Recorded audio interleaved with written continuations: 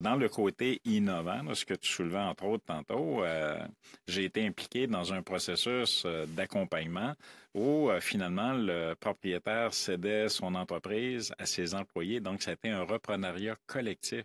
C'est 52 personnes qui se sont portées acquéreurs de Oh, l'entreprise. 52. 52 Sur combien personnes d'employés? sur 52. OK, donc c'est quasiment une coopérative, là. Donc C'est une coopérative. C'est une coopérative dans ce cas-là. C'est OK, une wow. coopérative. Wow. Donc, tu sais, c'est ça. Puis des fois, mais, tu sais, on est pris dans l'action, dans le feu là, de l'action. Puis on n'a pas ce détachement-là comme entrepreneur, comme cessionnaire, comme cédant, OK, d'avoir une vision différente, plus globale, plus objective. C'est là, quand tu parlais tantôt d'accompagnement, de mentorat, bon, d'avoir des bons professionnels autour de soi, parce qu'il y a des enjeux également fiscaux. Exact.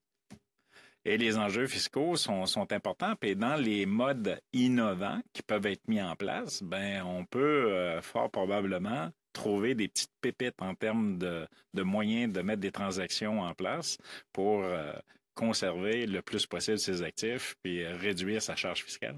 Puis ça, c'est une option vraiment qui est viable. Puis d'ailleurs, il y a eu une mesure qui est entrée en vigueur au fédéral cette année, attends, ou l'année passée, excuse-moi, on est déjà en 2024, allô? Mais justement, cette année, c'est autre chose. donc, le rachat d'entreprise par les employés, il y a un régime qui vient d'être mis en place.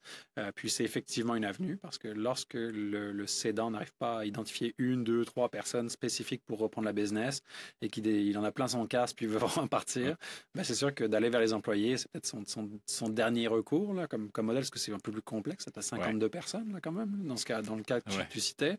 Mais c'est possible. Puis le reprenariat coopératif, c'est une avenue qui est de plus en plus en vogue. Donc, comme j'ai dit, dans le cas d'un reprenariat interne, il y en a plusieurs formes. Ben, le reprenariat coopératif en est un. Puis ça vient clairement pallier à ce type d'enjeu.